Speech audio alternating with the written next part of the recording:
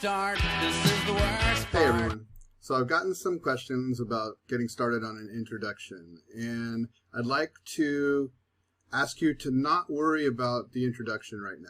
We're working on our main ideas, developing our ideas, and I think one of the things that holds us back is the introduction. Now, this is going to kind of go against a lot of your old habits. We tend to want to start with the very first word of the introduction and write through to the thesis, to our topic sentences, our body paragraphs, get to the conclusion, and we want to do it in this kind of linear way. But our thinking is not linear like this.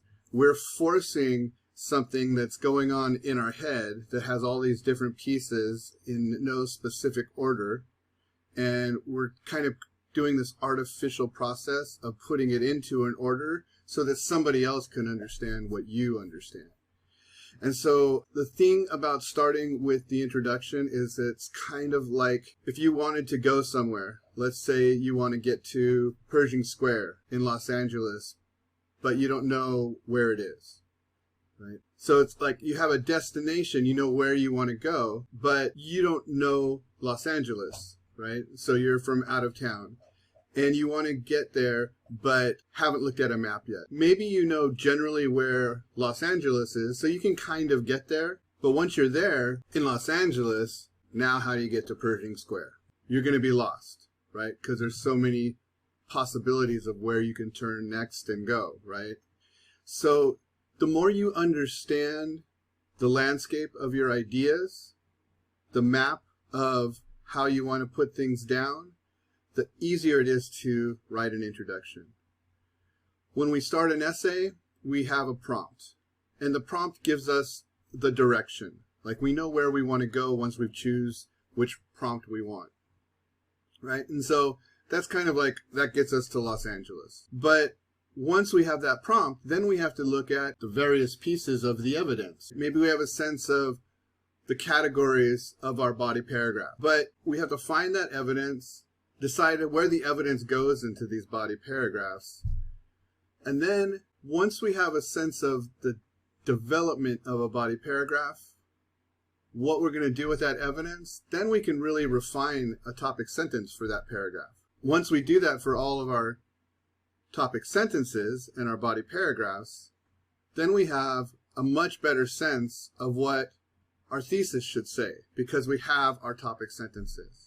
So then we can go to the thesis. So it's really kind of like we're moving backwards in our thought process in order to create what looks like a linear moving forward essay, right? We have to start with the evidence and move to our ideas and structure that moves to our overall thesis.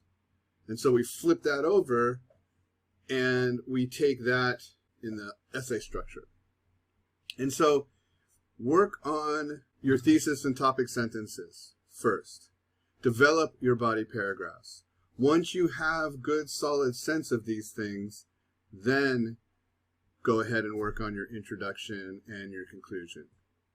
Those are probably the last things you should do in writing an essay.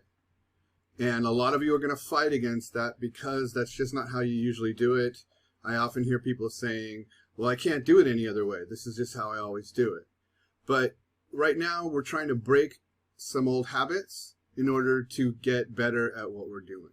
Sports are a similar kind of analogy that I might be able to use here in terms of learning bad habits and learning new techniques. Sometimes we have to break an old habit before we can learn a new technique.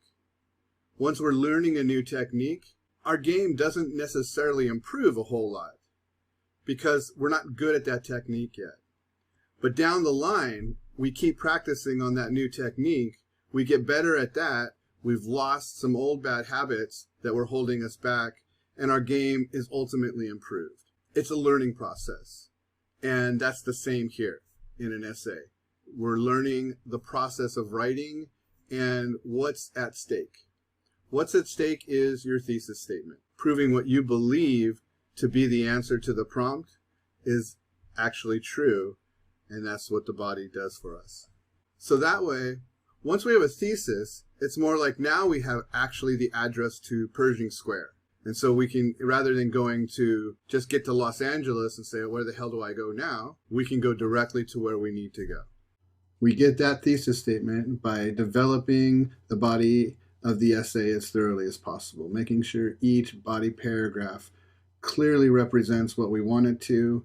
Once we have a good, solid, revised body of the essay, then we go to our thesis statement, make sure we revise that so it's as thoroughly accurate as possible and represents our essay. Then we have a solid address for our thesis statement. Then we know how to take the steps to prepare our reader as best as possible to get to and understand our thesis statement.